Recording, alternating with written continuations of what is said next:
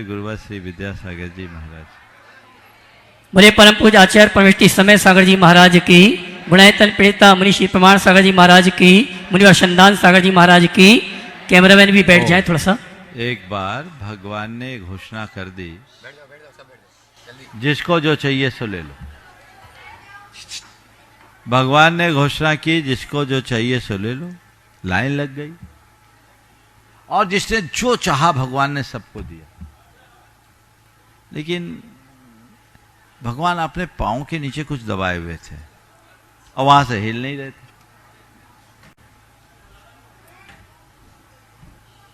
उनसे पूछा कि भगवान, आपने अपने लोगों को सब कुछ दिया, पर अपने पैरों के नीचे क्या दबाए हुए? मनुष्य ने जो मांगा सब दे रहे हो, पैरों के नीचे क्या दबाए? भगवान ने कहा, अभी तक मैंने मनुष्यों को जो कुछ भी दिया है वह सब मनुष्य अपने प्रयासों से प्राप्त कर सकता है। धन, संपत्ति, संतति, प्रतिष्ठा, यश, स्वास्थ्य, ये सब मनुष्य मांगता गया, मैं देते गया, लेकिन मैं नहीं भी देता तो वह अपने प्रयासों से प्राप्त कर सकता था। लेकिन एक चीज को मैं अपने चरणों में दबाया हुआ, एक चीज को मैंने अपने चरणों के नीचे दबा रखा है, वह है शांति। उसके लिए उसे मेरे चरणों में आना ही पड़ेगा। तो तुम्हारे पास सब है, पर शांति तो शांतिनाथ भगवान के चरणों में ही है, अन्यत्र कहीं नहीं। जीवन के सत्य को हमें समझना है। हमारे जीवन की शांति प्रभु चरणों में समर्पण के बाद ही आएगी। जब तक मनुष्य के हृदय में परमार्थ के प्रति अनुराग नहीं जगता, चित्त अध्यात्म से नहीं जुड़ता, स्थायी शांति प्रकट नहीं हो सकती। तो मैं आप सबसे कहना चाहता हूं, आज शांति विधान आप लोगों ने किया क्या महाराज? आपने कह दिया सो हम लोगों ने कर लिया। शांति विधान आप लोग किए, कर रहे हो, आगे भी करोगे। तो ये शांति विधान तो हो जाए। भगवान से एक ही प्रार्थना करो, प्रभु ये विधान मेरे मन में शांति का विधान कर दे,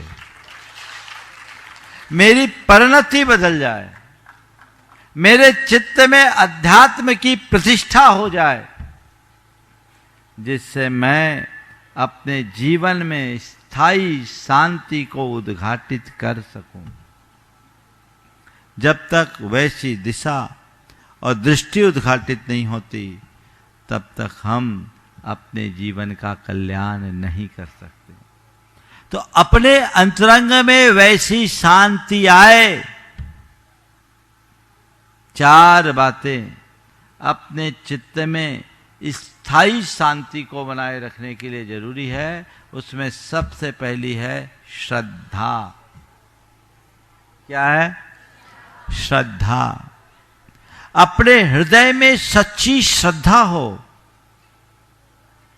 आप लोगों के मन में श्रद्धा है कि नहीं? महाराज श्रद्धा नहीं होती तो यहां थोड़ी आते।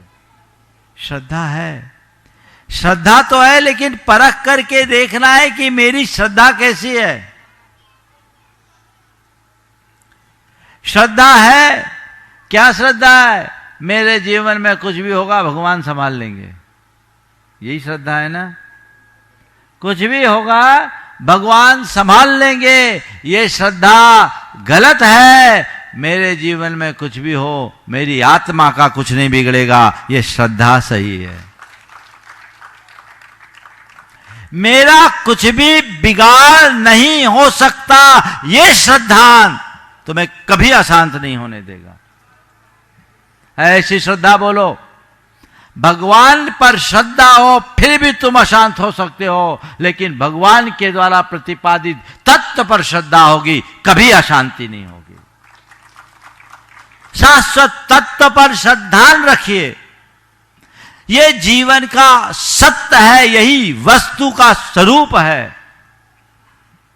वस्तु के स्वरूप पर विचार करते ही मन में शांति आती है और उसको नकारने से मन अशांत होता है। वस्तु स्वरूप विचारते मन पावे विश्राम, ये उक्ति इसीलिए कही गई। तो श्रद्धान करो भगवान पर ही नहीं, भगवान की वाणी पर। बोलो, आप लोगों को है भगवान की वाणी पर श्रद्धान? पक्का श्रद्धान। सुदर्शन सेठ को याद करो, कितनी प्रगाढ़ श्रद्धा थी। सूली पर सजाते हुए भी, चढ़ाते समय भी हंसते हंसते कि मुझे तो कोई छू ही नहीं सकता, चढ़ा रहे मैं भी देख रहा हूं जिसको चढ़ाया जा रहा है, जैसे लोग देख रहे वैसे मैं देख रहा हूं। मेरा बाल बांका भी नहीं हो सकता, ये श्रद्धान। मैं शाश्वत आत्मा हूं, ये श्रद्धान। मैं संयोग वियोग से परे हूं, ये श्रद्धान मन में आना चाहिए। तो पहली बात, अगर अपने चित्त में स्थायी शांति रखना चाहते हो तो क्या करो? श्रद्धा रखो। समझ गए? फिर दूसरे क्रम में मन में संतोष रखो। श्रद्धा के बाद क्या? संतोष। हमारी शांति का मूल आधार है संतोष। संतोष का मतलब जीवन में जो है उसमें स्थिरता, आकुलता नहीं, जो है सो ठीक, प्राप्त ही पर्याप्त है। ये संतोष मन में। अपने कोई भी कर्म करो, कर्म पूर्ण उत्साह के साथ करो, लेकिन परिणाम को लेकर मन में संतोष रखो। आपके अंदर अशांति क्यों होती है? कभी विचार किया? अशांति क्यों होती है? अशांति इसीलिए होती है, अरे ऐसा हो गया, वैसा हो गया, ये हो गया, हमने चाहा कुछ, हुआ कुछ, इसीलिए परेशान होते हैं ना। कुछ अघट घट जाता है, आप अशांत हो जाते हैं। कुछ अनुचित प्रसंग आ जाता है, आप अशांत हो जाते हैं। संत कहते जो घट रहा है घटने दो, सहज भाव से देखो, मन में संतोष रखोगे तो कभी अशांति नहीं हो सकेगी। तो मन में सतत संतोष का भाव जगाइए। ये सम्यक दर्शन का निष्कांक्षित अंग है। हमेशा एक बात मानस में अंकित रखिए, मेरे हाथ में केवल प्रयास है, परिणाम नहीं। मैं प्रयास करूं, अच्छे से अच्छा करूं, पर जो भी परिणाम आए उसे स्वीकार लूं। मैं कुछ अच्छा करूं, ये मेरा पुरुषार्थ है, लेकिन उसका परिणाम अच्छा मिले, ये मेरा भाग्य है। बस यही भाव रखना चाहिए। जो मैं कर सकता हूं मेरे हाथ में है, जो मिले उसे मुझे स्वीकारना सीखना चाहिए। ये संतोष का भाव। तीसरी बात, निमित्तों से अप्रभावित रहने की कला। हम लोग कोसते, उसने ऐसा कह दिया इसलिए ऐसा हो गया, उसने ऐसा कर दिया इसलिए ऐसा हो गया। कोई कुछ भी कह दे, कुछ कर भी दे, तो हम नज़रअंदाज करना शुरू करें, चीज़ों से अप्रभावित रहना सीख लें। हम जो है ठीक है, हो गया सो हो गया। एक कंकड़ शांत सरोवर में कोई फेंका तो उसमें लहर उत्पन्न होती है, और एक के बाद एक, एक के बाद एक, एक के बाद एक, फैलते फैलते पूरे सरोवर में व्याप्त हो जाती है। हमसे किसी ने कहा और हम भीतर से हिल गए, उथल पथल पुथल मचना शुरू हो जाता है, अशांत। अगर उस बात को हम थोड़ा नज़रअंदाज करने की कला सीख ले तो फिर मन अशांत होगा क्या? बोलो, है ना? हमको पता, सबको पता है, लेकिन इसके बावजूद वही करते हैं जो नहीं करना। नजरअंदाज करिए, प्रतिक्रियाओं से अप्रभावित रहिए। कोई कुछ कह भी दे, नजरअंदाज करो, कभी अशांति नहीं होगी। शांतिनाथ भगवान के निर्माण कल्याणक के दिन ये प्रण ले लो। और चौथी बात, हमेशा सकारात्मक सोचो।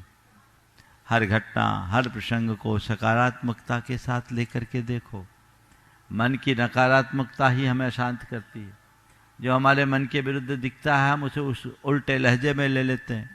उल्टे लहजे में लेकर के सामने वाले को बाद में खुद को पहले परेशान करते हैं। कुछ भी हो जाए, कैसा भी हो जाए, यदि उल्टे को सीधा देखने की कला विकसित कर ले तो हम हमेशा स्थिरता रखेंगे। हम उल्टे को सीधा देखने की कला नहीं करते, अपनाते हैं, पूरा जीवन उल्टा सीधा करते रहते हैं। उल्टा सीधा करना छोड़ो, उल्टे को सीधा देखने की दृष्टि विकसित करो। कभी अशांति नहीं होगी, कभी अशांति नहीं होगी, सब सहज शांत बना रहेगा। चाहे कैसी भी विपत्ति होगी, चाहे कैसी भी बीमारी होगी, चाहे कैसा भी वियोग होगा, चाहे जैसी विषमता होगी, मन में अशांति नहीं होगी। आप उसे सहज झेलने में समर्थ हो जाओगे।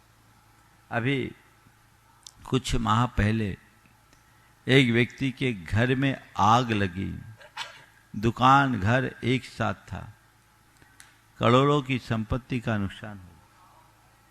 वो व्यक्ति मेरे पास आया, उसके साथ आए व्यक्ति ने कहा, महाराज इनको बहुत बड़ा नुकसान हो गया, आप आशीर्वाद दीजिए।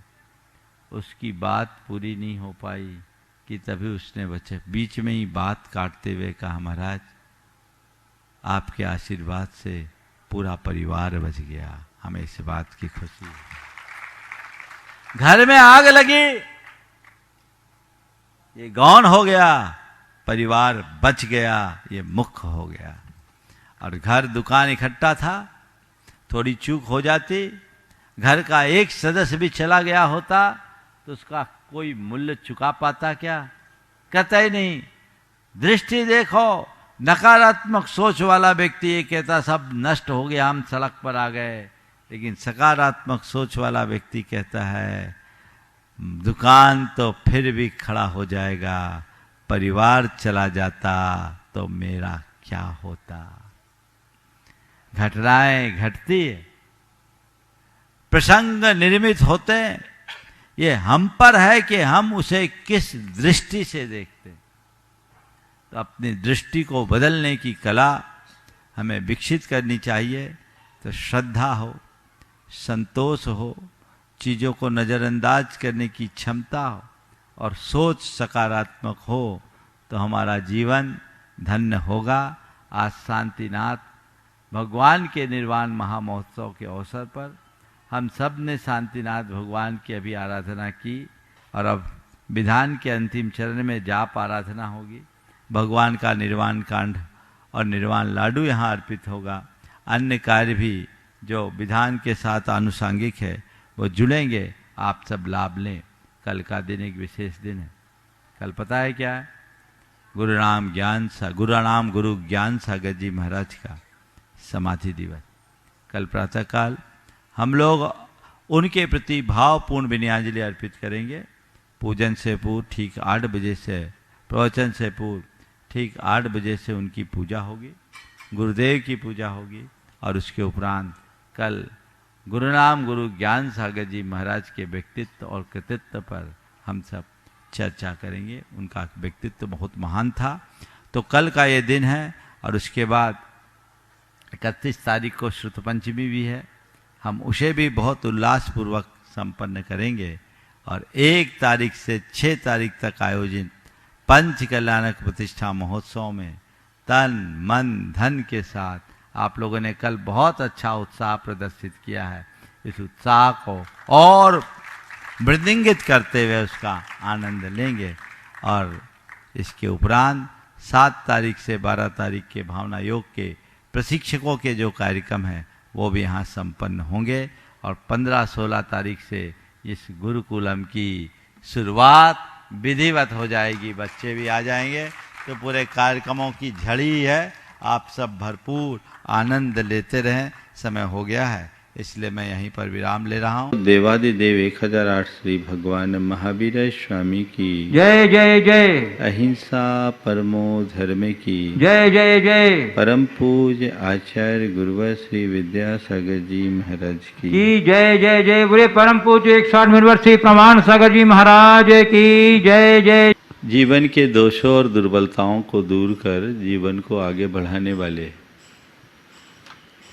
ककहरे की बात हम सब कर रहे हैं। विगत दिन हमने आप सबसे झगड़े की बात की थी।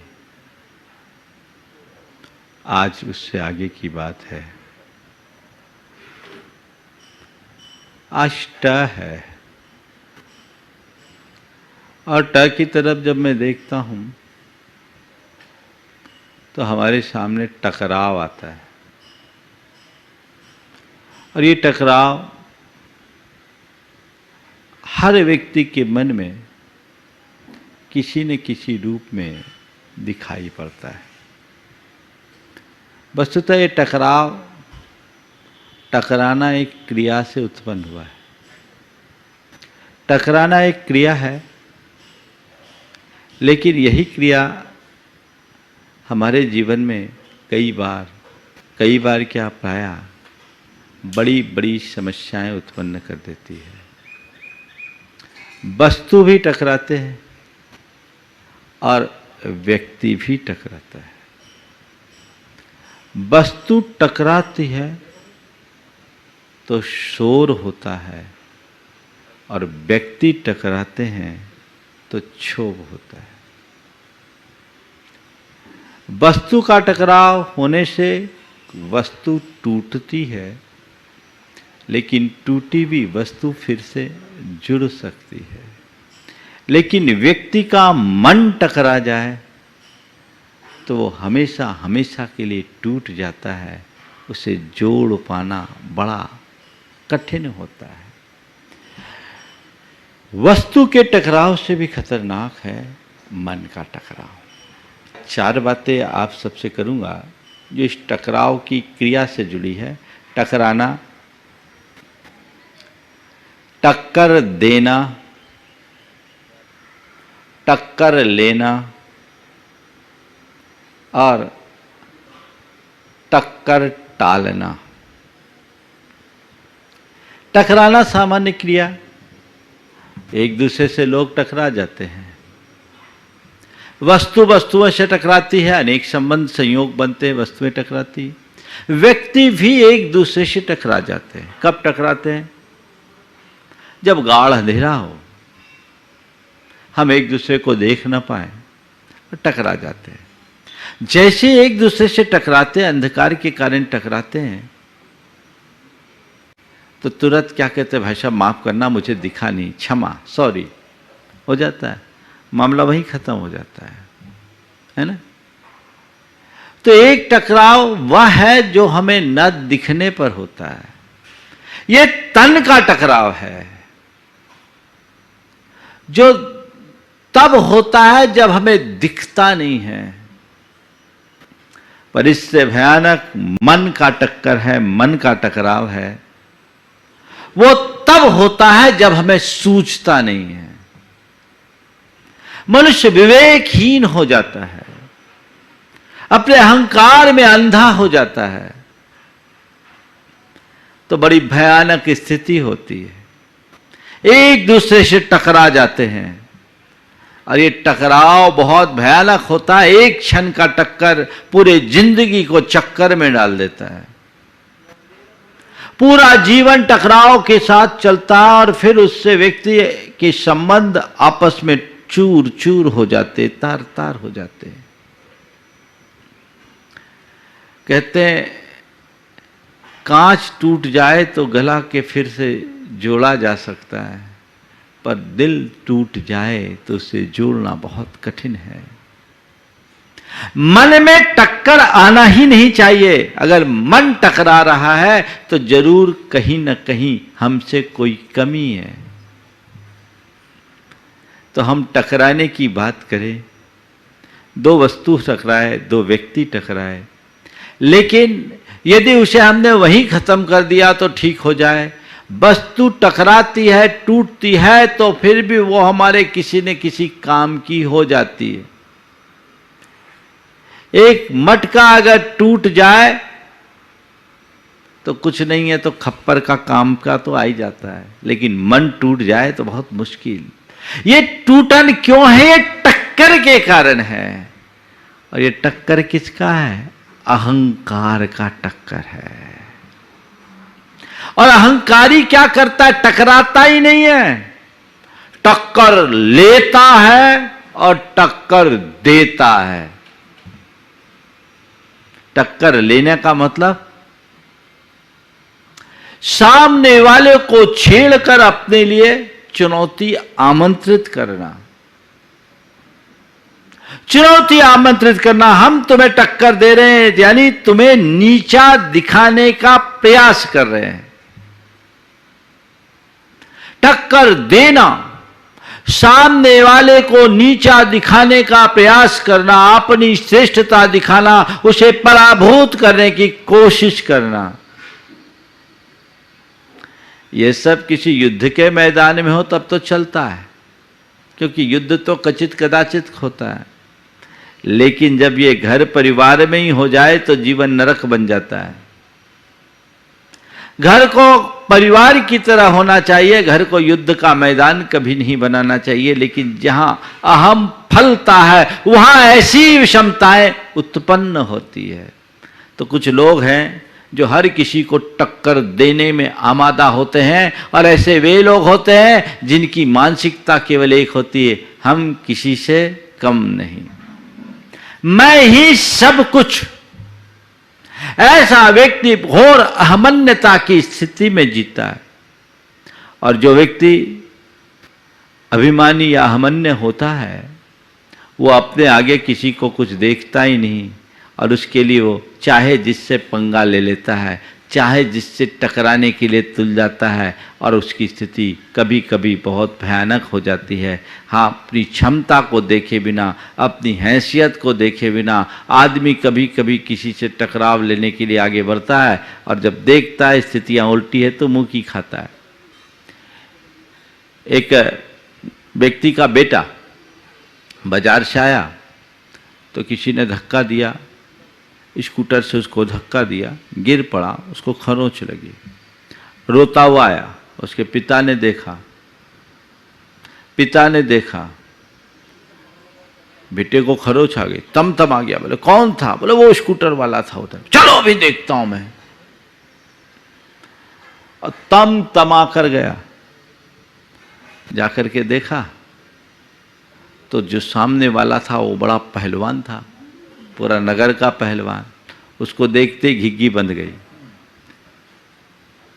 बोले बस कुछ नहीं, कैसे आए? बोले बस भाई साहब आपके ही पास आए थे, आपको इस बात का धन्यवाद देने आए कि थोड़ा सा ही लगा है, बच्चे को ज्यादा नहीं लगा। अच्छा है आप थे तो बच गया, कोई और होते तो पता नहीं क्या होता है। क्या हुआ?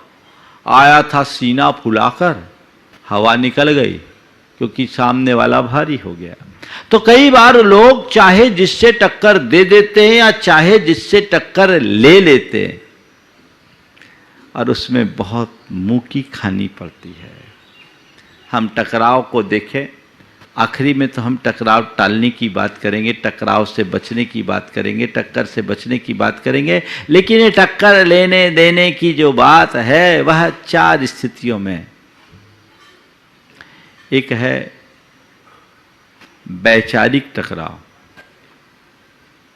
दूसरा है पारिवारिक टकराव, तीसरा है सामाजिक टकराव, और चौथा राजनीतिक टकराव। 4 स्तर के लोगों में अलग अलग टकराव होते हैं। इन सब का मूल है वैचारिक टकराव।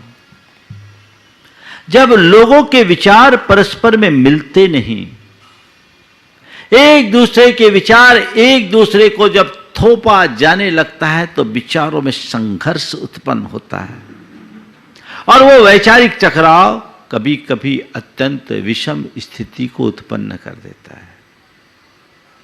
दुनिया में जितने भी विषमताएं उत्पन्न हुई है, पंथ बने हैं, मत बने हैं, ये सब इसी वैचारिक टकराव का कुपरिणाम है। विचारों की भिन्नता से मतभेद होता है और वैचारिक टकराव से मनभेद। हमारे आपके विचार भिन्न हो, इसमें कोई दिक्कत नहीं और कुछ गलत है ही नहीं, क्योंकि हर प्राणी की अपनी स्वतंत्र विचारधारा है। तो मैंने कहा था मुंडे मुंडे मतिर्भिन्ना, हर व्यक्ति की अपनी अपनी विचारधारा, अपना अपना अभिमत है, रहेगा, ये मतभेद है।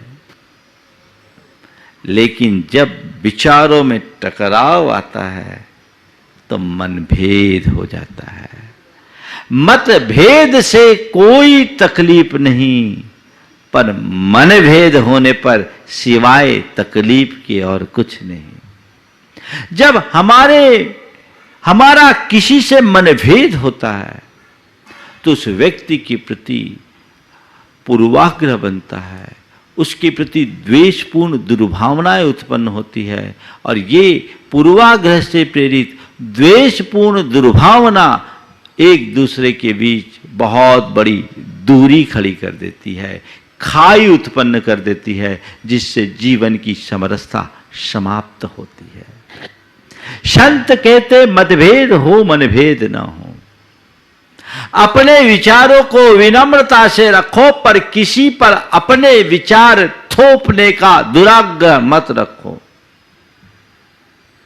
अगर तुम्हारा किसी से मन नहीं मिलता, तुम्हारी असहमति है, तो उस असहमति को अपने विनम्रता के साथ प्रकट करो, वो तुम्हारा धर्म है। लेकिन अगर किसी से कोई असहमति है तो उसके प्रति ऐसी आपत्ति दर्ज न करो कि सामने वाला बौखला उठे।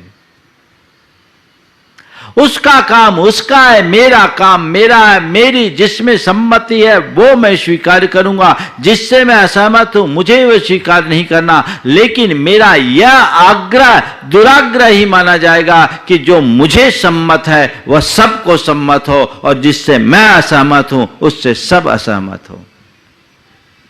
ये मनुष्य के उथलेपन की पहचान है, और यही मनुष्य को अंदर से तोड़ती है। वैचारिक असम्मति हो उसे स्वीकार करो। किसके बल पर? वैचारिक सहिष्णुता के बल पर। सामंजस्य बन जाएगा। जब अभिमान आता है तो टकराव बढ़ता है। जब जब अभिमान आया है टकराव बढ़ा है, क्योंकि वो मनुष्य की सोच को संकीर्ण बना देता है। वो विचारों में मतभेद नहीं, विचारों में भेद ही पैदा कर देता है, मन में भेद पैदा करता है। ये अहंकार की परिणति है, जिसकी चर्चा अभी थोड़ी देर बाद करूंगा। कई लोगों के परिवार में मतभेद होते हैं, पारिवारिक टक्कर। एक परिवार में दो परिवारों के बीच टक्कर, और दो परिवारों के बीच टक्कर जाने दो, एक परिवार के अनेक सदस्यों में टक्कर, बड़ा टक्कर होता है। वो एक दूसरे को नीचा दिखाने का कोई मौका नहीं चूकते। आपको क्या बताऊं, मैं एक जगह था, समाज के दो प्रमुख परिवार थे, किसी आयोजन के निमित्त बोली लग रही थी। अब बोली चालू हुई, एक ने लिया तो दूसरे ने भी बोलना शुरू कर दिया। मेरा वहाँ प्रवेश हुए 2-3 दिन ही हुआ था, ज़्यादा अनुभव नहीं था, लोगों से परिचय नहीं था। जैसे ही दोनों के बीच में बोलियां चलने लगी तो अप्रत्याशित रूप से बोली बढ़ते गई बढ़ते गई बढ़ते गई।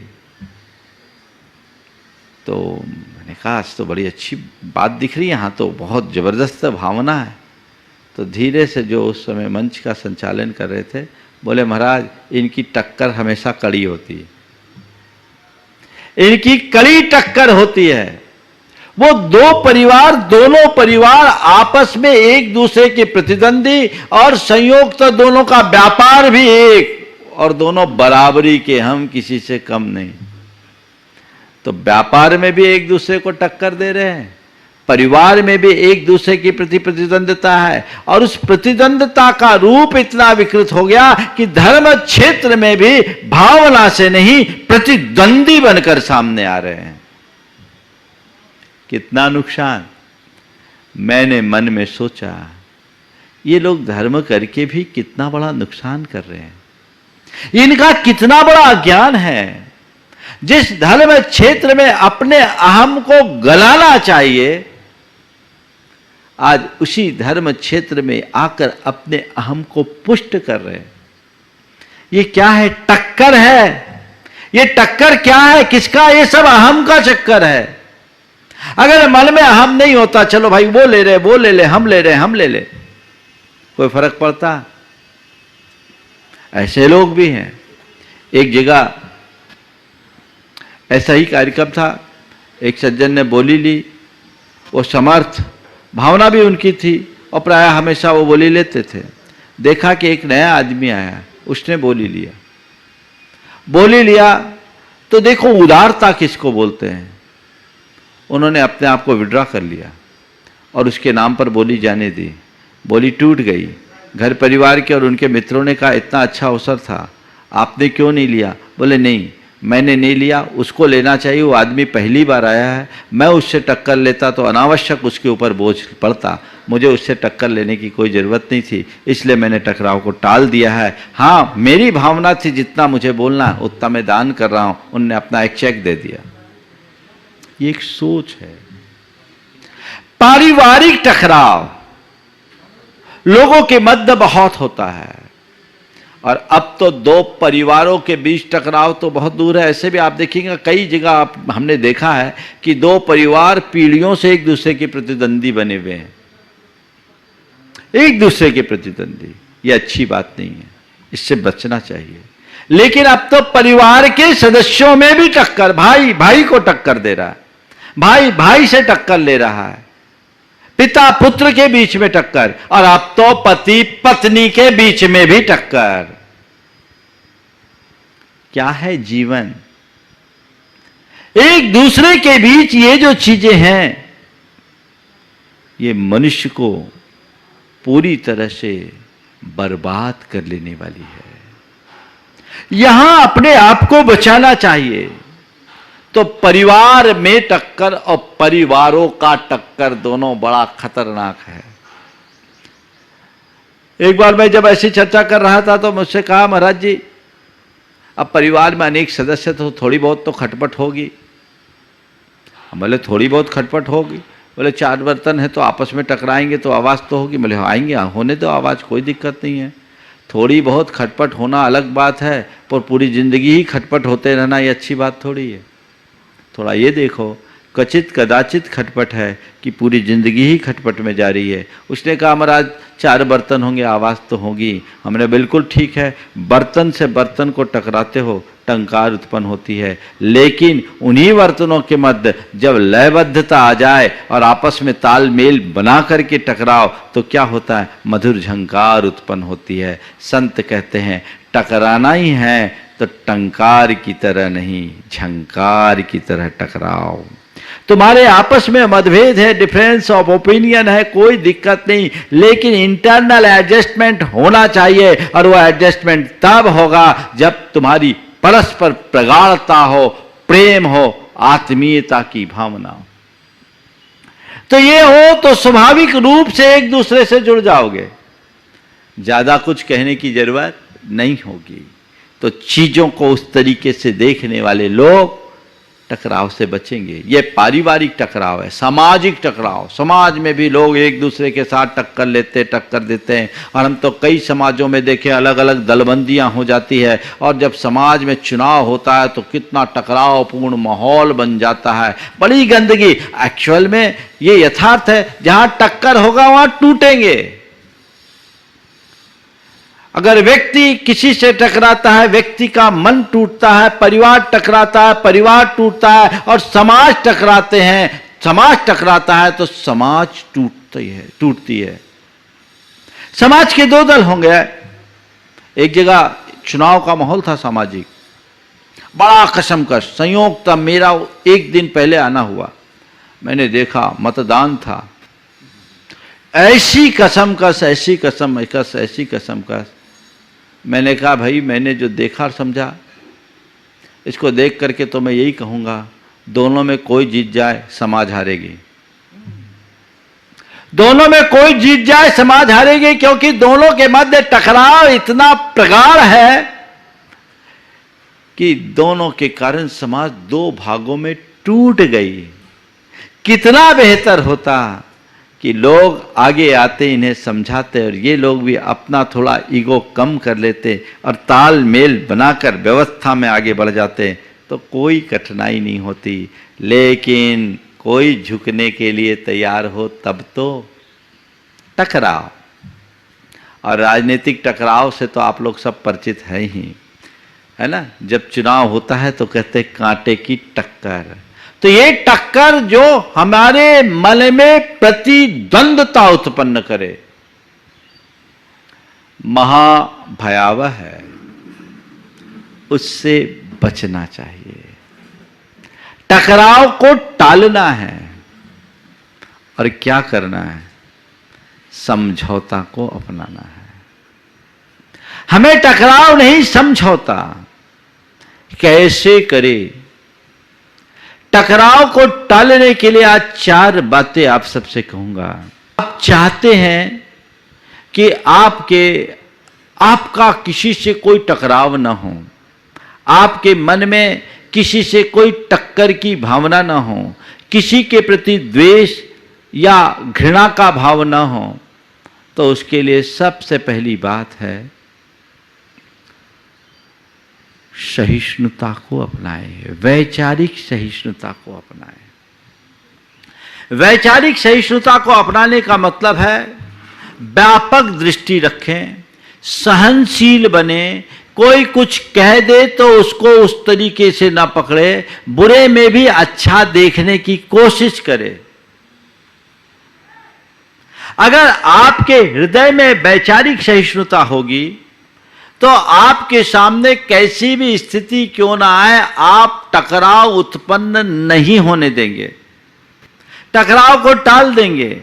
ठीक है, हो गया, मुझे समझ में आ रहा है, कहीं भी ऐसी टकराव की स्थिति हो रही है तो हमें तालमेल बनाना है, इसको भी सुनना है, इसको भी सुनना है, इसको भी समझना है, इसको भी समझना है। दोनों पक्षों को सामने रख करके हम आगे बढ़ें तो दोनों काम हो सकता है।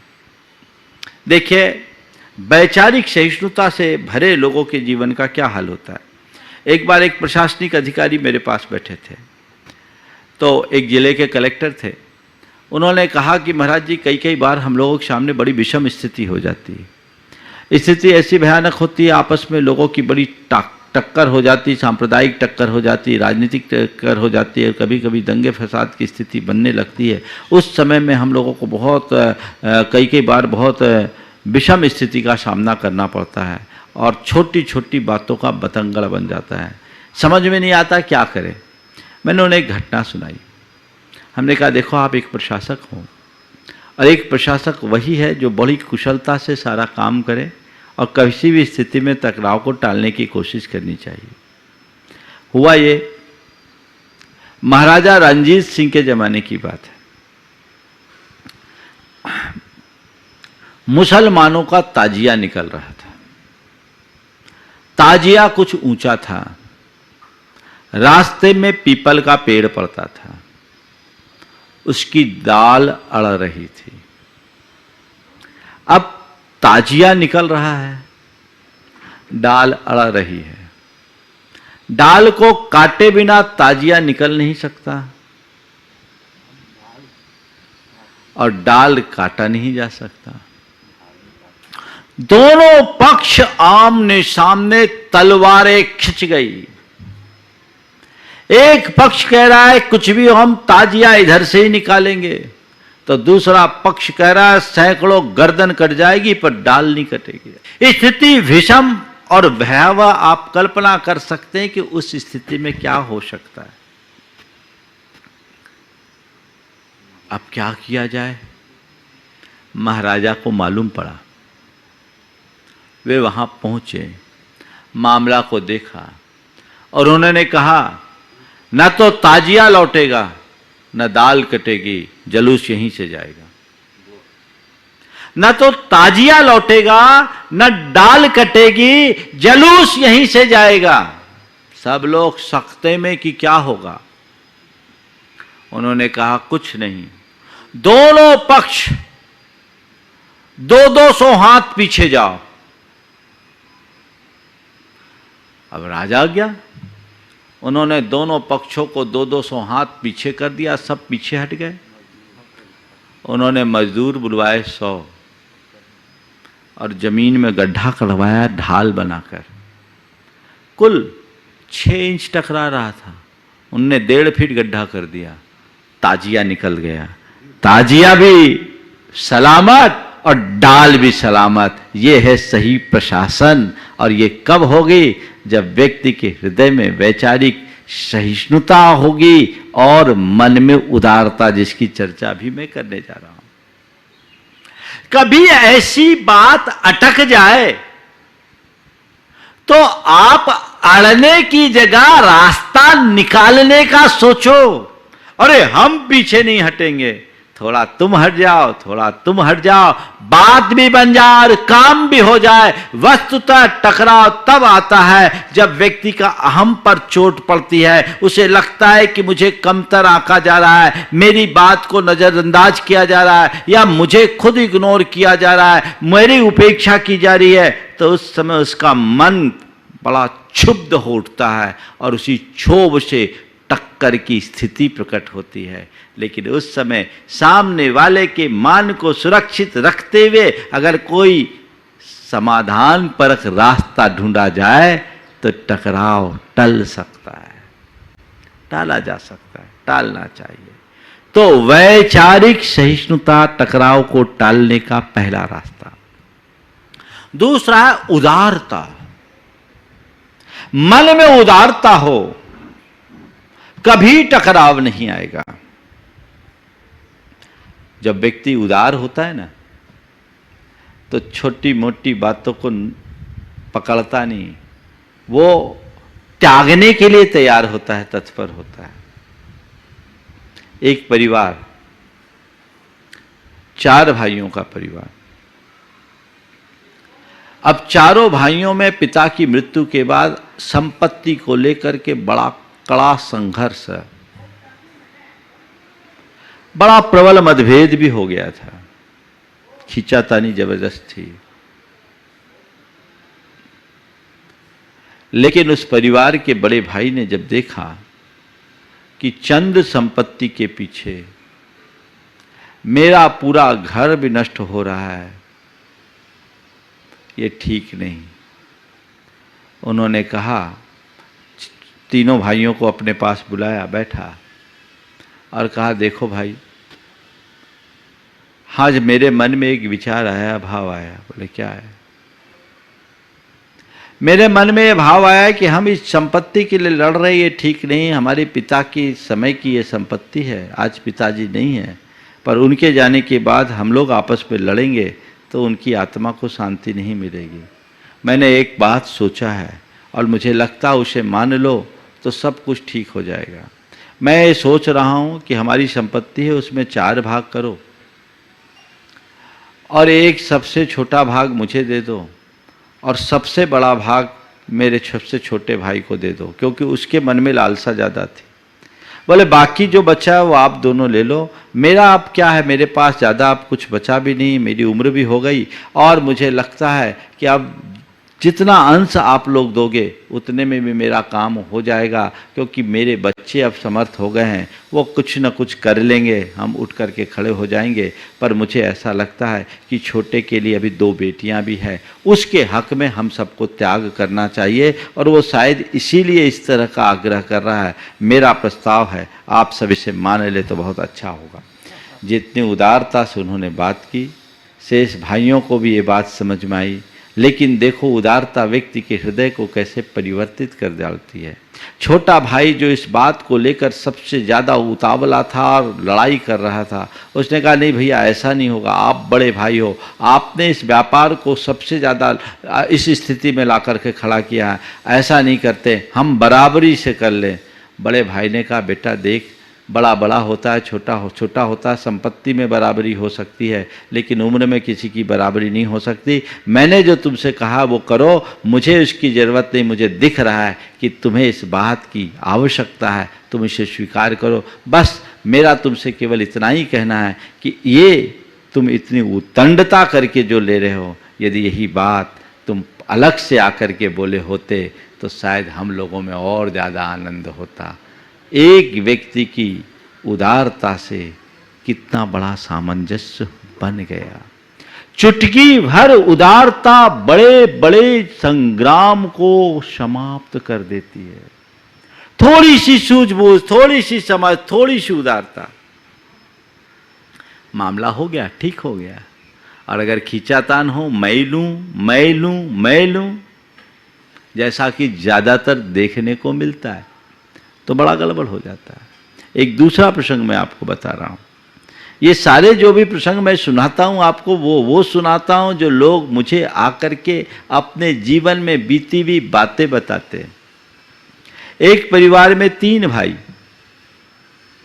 बड़े प्रेम से रहते थे, लेकिन एक दिन बड़ा भाई आम लेकर आया। आम लेकर आया और एक साथ बड़े भाई का बेटा और छोटे भाई का बेटा दोनों उसकी तरफ लपके। छोटा भाई जिसका बेटा जिस तरफ था उस हाथ में बड़ा आम था, और उनका बेटा जिस तरफ था उस हाथ में छोटा आम था। उनने हाथ को क्रॉस करके छोटा आम छोटे भाई के बेटे को दे दिया और बड़ा आम बड़े भाई के बेटे को दे दिया। छोटे भाई ने उसी दिन देख लिया, देखा, और देखते ही अपने पिता के पास पहुंचा। कहा, पिताजी आज हम सबको अलग होना है, और आज ही अलग होना है। पिता ने कहा, क्या बात हो गई, आज तक तो अपने घर में कुछ खटपट हुआ नहीं, तुम अलग होने के। बस मैंने कह दिया आज ही अलग होंगे और सब कुछ मेरी शर्तों के अनुसार होगा। पिताजी बड़े चकराए, ये तो बड़ा गड़बड़ है, क्या करे कैसे करें, कुछ समझ में नहीं आ रहा है। मैं मेरे ही शर्तों पर होगा। पिताजी ने समझाने की कोशिश की, नहीं माना। रात के 11 बजे आखिरकार बैठे तीनों भाई और पिता,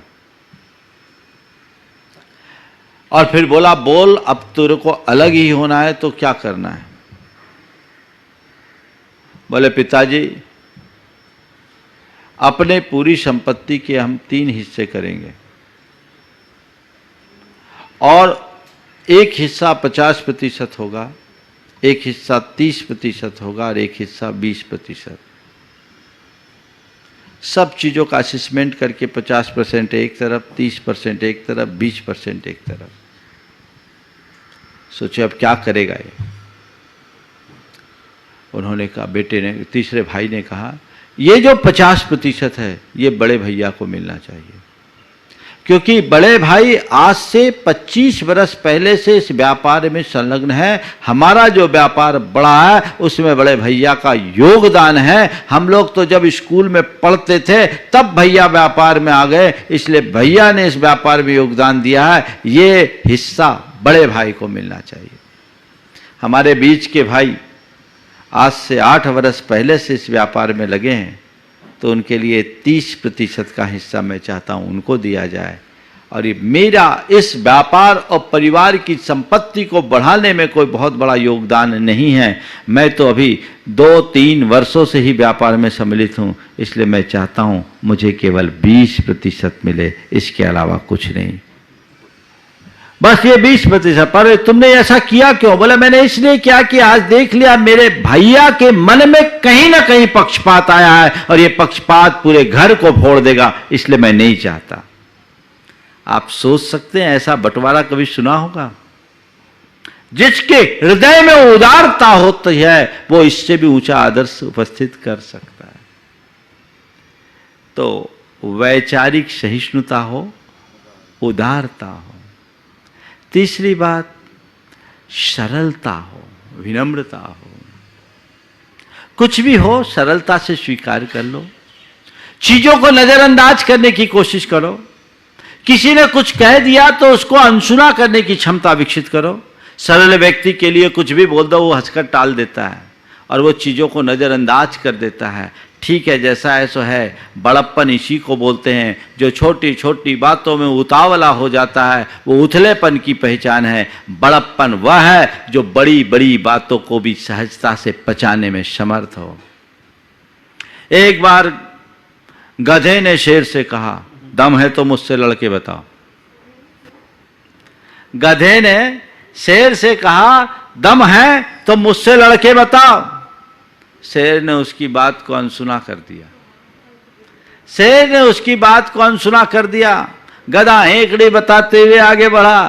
तभी लोमड़ी आई और कहा, शेर मामा, आपकी इतनी सामर्थ और उसके बाद इस गधे की इतनी औकात जो आपको चुनौती दे दे। आपके सामने गधे की इतनी औकात जो आपको चुनौती दे दे, आप गधे को सबक नहीं सिखा सकते? उसने कहा, लोमड़ी देख, बात केवल इतनी सी है, गधे और मेरे बीच में अगर लड़ाई होगी, मेरे और गधे के बीच में लड़ाई होगी तो गधे को हारना तय। और मैं गधे को हरा भी दूंगा तो क्या होगा, शेर हूं, गधे को हराया, गधे को तो हारना ही था। लेकिन देखो, लड़ाई आखिर लड़ाई है। कहीं गधे का कोई दांव मुझ पर पड़ गया और दांव मर्मघाती हो और मैं मर गया तो मेरी जग हंसाई होगी। दुनिया यही कहेगी, अरे देखो बड़ा शेर बना फिरता था, गधे ने मार दिया। इसलिए उससे न भिड़ने में ही मेरी भलाई है। समझ गए? तो जब कभी ऐसी चुनौती परक बात आए ना, सरल चित्त से उसे नजरअंदाज कर दो, वहीं के वहीं उसे समाप्त करने की बुद्धि जगा लो, मामला को खींचने मत दो, सरलता अपना लो, काम खत्म। ठीक है, ये मामला यही रफा दफा। लेकिन लोगों को इसमें रस नहीं आता। लोगों को तो मजा तब आता है जब जम के खींचातानी हो, जम के खींचातानी हो। और कई बार ऐसा टकराव होता है जो लंबे समय तक चलता रहता है। एक बार एक बहन जी मेरे पास आई, उन्होंने कहा, महाराज जी मुझे आपकी पिच्छी चाहिए। उम्र कम थी, 28 साल के आसपास की उम्र थी। मैंने कहा, मेरी पिच्छी नहीं ले सकते, अभी तुम्हारी उम्र नहीं है, आजीवन ब्रह्मचर्य व्रत लेना पड़ता है, ऐसे में पिच्छी कैसे दूं? उसने कहा, महाराज जी हमारी तो 6-6 महीना एक दूसरे से बात भी नहीं होती, हम ले लेंगे नहीं। हम बोले, तब तो और भी नहीं मिलेगी, तब तो और भी नहीं मिलेगी। पहले बात करना सीखो, ढंग से रहना तो सीखो। टक्कर, बर्बादी। सरलता से सामंजस्य की भावना होती है। जब कभी कुछ ऐसा हो, चौथी बात जो मैं आपसे कह रहा हूं, सामंजस्य की बात करें, समझौतावादी दृष्टिकोण अपनाएं, झुकना सीख जाए। कोई एक झुकने के लिए राजी हो जाए, काम खत्म। इतना ही तो कहना, भाई साहब माफ करो, गलती हो गई, क्षमा, सॉरी। ऐसे जब आप किसी से टकरा जाते हो अचानक अंधेरे में, तो तुरंत सॉरी बोलते हो कि नहीं बोलते हो? जब बाहर के अंधेरे से टक्कर उत्पन्न होती है, आप सॉरी बोलकर उसे समाप्त कर देते हो। भीतर के अंधेरे से अगर टक्कर हो, वहां भी सॉरी करो ना, भीतर प्रकाश प्रकट होगा, सारा टकराव पल में दूर हो जाएगा। और वहां के लिए मन जल्दी से राजी नहीं होता। प्राय ये हो जाता, और इसमें तो अपनी इंसल्ट हो जाएगी, हमको नीचा देखना पड़ेगा, हम छोटे हो जाएंगे।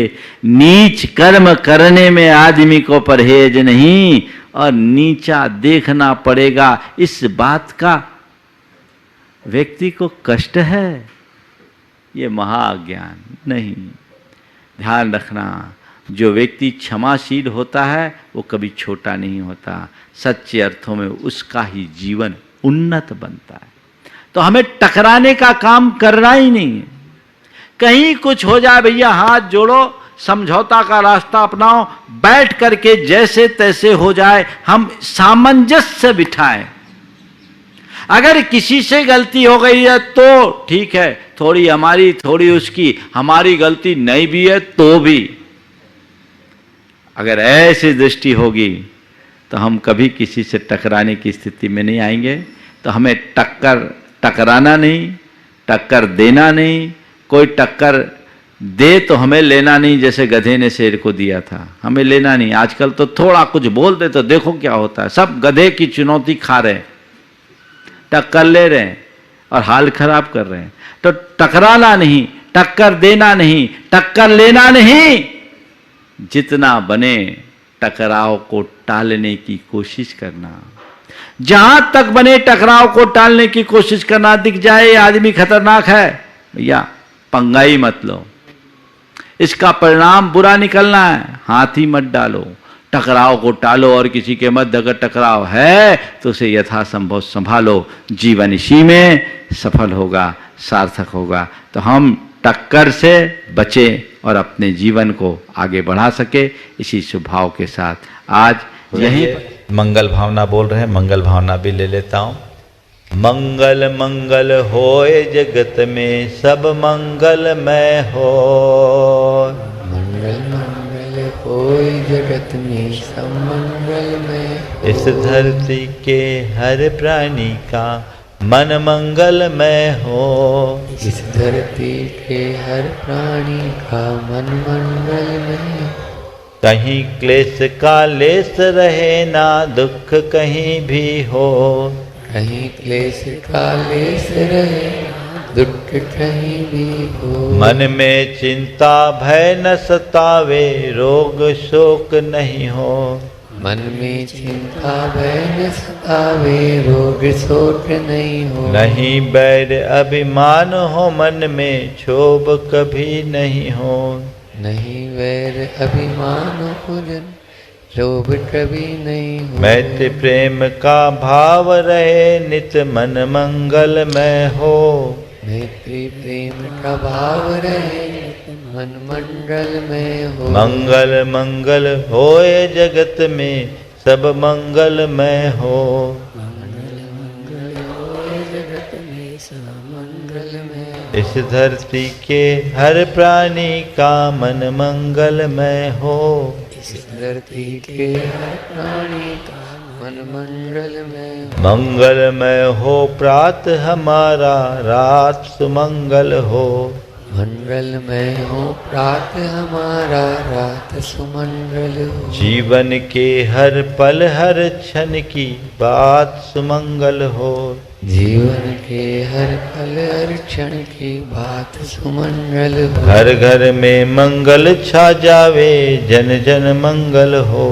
घर घर में मंगल छा जाए जन जन मंगल हो। इस धरती का कण कण पावन हो मंगलमय हो।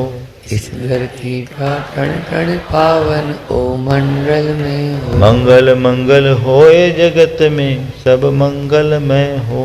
मंगल मंगल हो जगत में सब मंगल में। इस धरती के हर प्राणी का मन मंगलमय हो।